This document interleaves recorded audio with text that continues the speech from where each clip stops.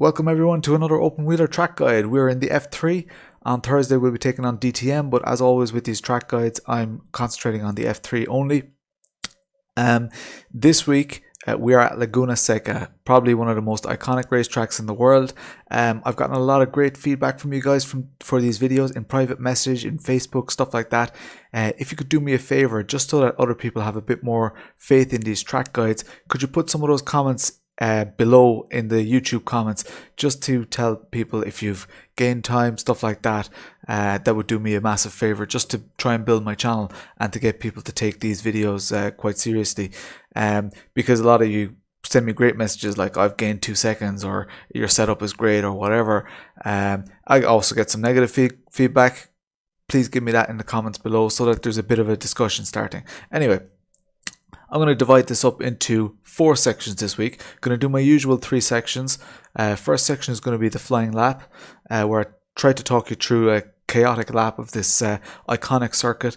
The second section, we're going to go turn by turn analysis, show you the braking points, turn-in points, stuff like that, things that I think are important on this track. The third section, we're going to focus on racecraft, how you can position the car and maybe get yourself into or out of a battle. And the last section, we're going to concentrate on my setup, because I always share a setup. A lot of people give me great feedback on the setups, and I'm going to tell you why I did the changes to the setup that I did. And if you guys have any further improvements or your own tips, throw them in the comments below, and I'll try them out and try and better my own lap. This is my best lap so far, so we're going to get cracking into it. As always, last corner, super important. I understeered a little bit here. The earlier you can get on the throttle there, the better. It's a third gear corner, as far as I can see. I've taken some of your feedback on board, so the track description is up there, and you can see my gears and speed on the left. Brake at the 300 mark here, and trail brake in through this corner, and wait till late to get on that power. Get right over to the left hand side, and before the 100 mark, you want to brake, get down a gear and turn in. This, with the right setup, should be a flat out corner. You need to take this one flat out so that you can carry as much speed up this straight. Brake at around the 250 mark here, down to 4th gear, and carry lots of speed. That red sausage curb on the side, you want to kind of late apex that. Here you stay in 6th gear, turn in, try get that turn in sweet, and grab that compression. There are a couple of compressions here that are really important. Brake super early for the corkscrew, and then focus on a point coming out of the corkscrew. We'll go into more detail there and try and carry as much momentum without having to cut that corner. Then use the compression here again. Brake at around the 250 mark, down into 3rd gear. I kind of messed up this corner a little bit again, understeered just like I did at the start of the lap. I think there's a lot more in this, but I managed to do a 114 here with this lap. So let's go and break that down and go into a little bit more detail. So this is the section where I break down the laps, slow it down, place a bit of slow-mo, all that kind of stuff. So here I brake at the 250 mark, so pretty consistent with what I did at the end of the lap. 250 mark, down to 3rd gear. I only turn in after I've gone into 3rd gear. Now I've understeered a little bit here, so maybe there's a little bit of room in the setup or whatever for me to eliminate that understeer. But I got a pretty decent exit, not full power straight away. The curbs here are slippy, especially some of the, I'll tell you in more detail, but especially some of the other ones. You want to brake relatively late for this corner, so I actually brake at the 300 mark. So just before so I come off the throttle on the brake. Just actually the better marker is probably this curb on the right hand side. When that ends, that's when you want to really brake. So I'm full on the brake. Even as I turn in, I come off the brake slightly, brake again, and only little bits of brake. My biggest concern here is just keeping the car stable, because I want to get it pointed and accelerate as fast as possible, as early as possible out of this corner. So on the accelerator here, get out, use this curb on the right, go right out to the left hand side, and just before the 100 mark, it's actually just after the 200 mark here, I already brake. So it's a short brake, down to 4th gear, off the brake, and these sausage curbs on the right are a really good marker of where you want to be on the apex. It's fourth gear up to fifth. This is absolutely flat. You have to get that turn-in point right. Again, that sausage curb on the right, you don't want to touch it. You do want to get close to it. Let's see if I'm close to it there. That's pretty close. You're not going to get much closer. And you can see as I'm at that sausage curb, I'm already actually pointing towards the straight. So very important, because you're carrying a lot more speed then on this little section. Here I brake at the 250 mark, down 2 gears, and again that sausage curb is your pointer where you want to go. I slightly late apex that. Fourth gear up the hill, all the way up into sixth. Now this is quite important. You stay in sixth through that corner. Some people might find it quicker by going into fifth. I find it more stable and better in sixth. There's a narrow power curve in these cars, so all depends on how you feel yourself. So at the 150 mark, I start looking out for that curb. It's kind of in the recess, but as soon as you can see that red sausage curb, that's when you want to turn in and catch that apex really, really sweet. Carry loads and loads of speed up the straight. The corkscrew, everybody has a different approach to the corkscrew. My approach has always been go super slow into it and carry some speed out of it. So I brake very early. I brake before this 200 mark. You can see I'm already on the brake over here. And fourth gear, third gear, lose lots of speed. I'm doing about 100 kilometers an hour here. Turn in. So get your car positioned nicely for a turn in like this, because you want to ideally go as you want to be pointed as far to the left as possible, because you want to use that compression to come out of this corner. So I'll show you my focal point. When I go in here, turning into it isn't really a problem. Coming out of the corner is really, really difficult. As soon as you lose traction there or whatever, you're screwed, especially when you've got cars behind you. So I turn in, try and get as much of that left-hand curb here as possible, and then I focus on this tree. So there are 3 trees here. I focus on the third one. That's if I'm facing that tree, I know that I'm going through the corner correctly, because you'll even see here that the front wheels come up off the ground as you go through here, such as the incline or the decline here. So use that tree as a reference point and accelerate as hard as you can. My setup here allows me to carry lots and lots of speed. You can see I'm actually almost flat out through this section. I could maybe approach it slightly wider and go even quicker through there. Here you want to use the compression on the right. There's a lovely camber in this corner. So I'm in 5th gear. I come off the accelerator slightly. Really small tap of the brake there, but I don't even know if you need it. It was just to stabilize the car. Through this corner, nice compression out wide to the left. And then same again as the first corner. Brake at the 250, 3rd gear. I could probably do that corner a little bit better. So it's, you can probably tell by my explanation, it's a super difficult track to really kind of master, and I've far from mastered it, even though I've done several hundred laps at this track in various cars.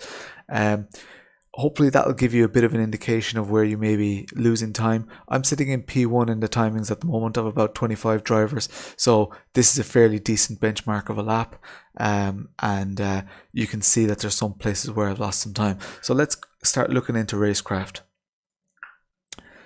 So as with any of this type of track where you are dependent on a good exit, there aren't many huge straights, so I'm not running a super low aero setup. I'll go into setup in a while, but you want to get great exits out of the corner. If you get good exits out of a corner, it's super hard for people to pass you out.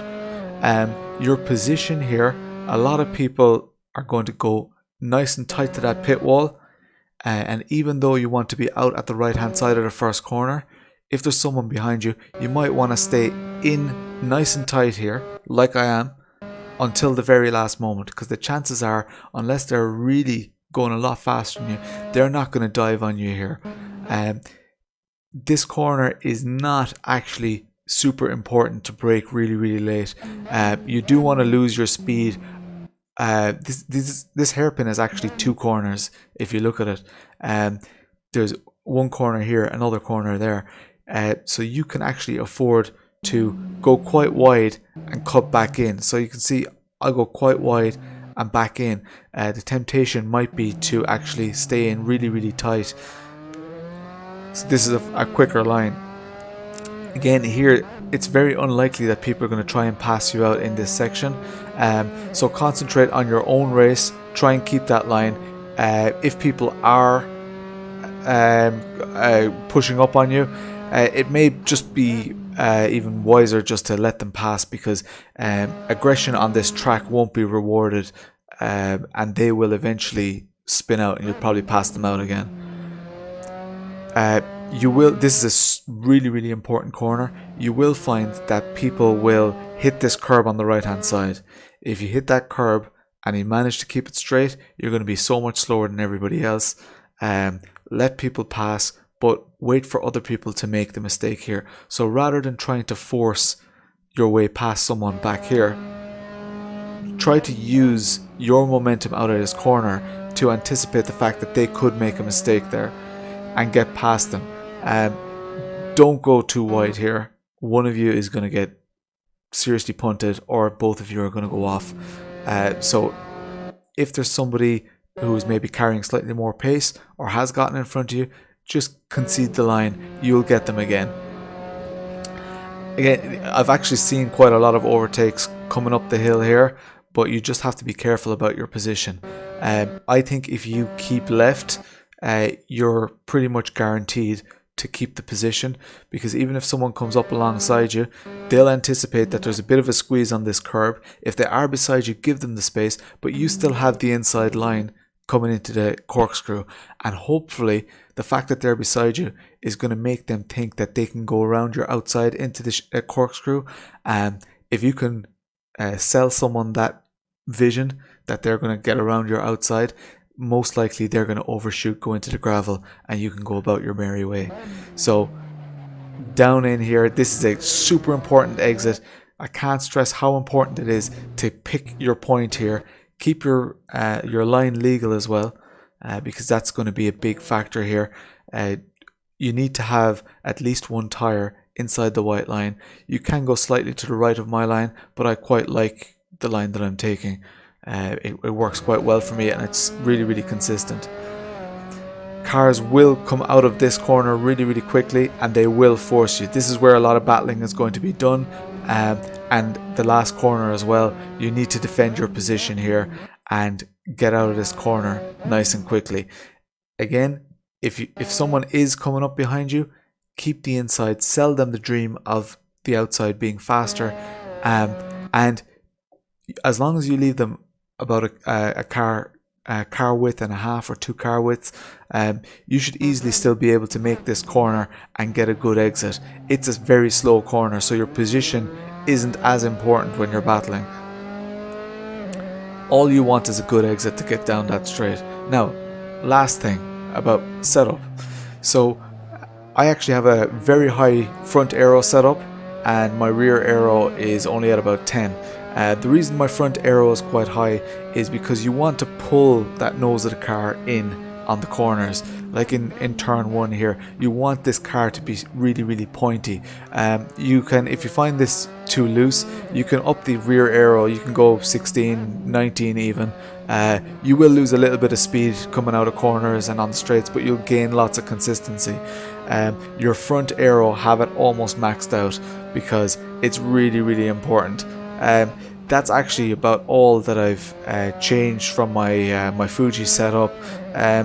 The suspension is slightly looser than standard. I've adjusted my pressures as well, and this is a low fuel run. But front aero really high, rear aero low. I've got my lower rear aero as low as it will go.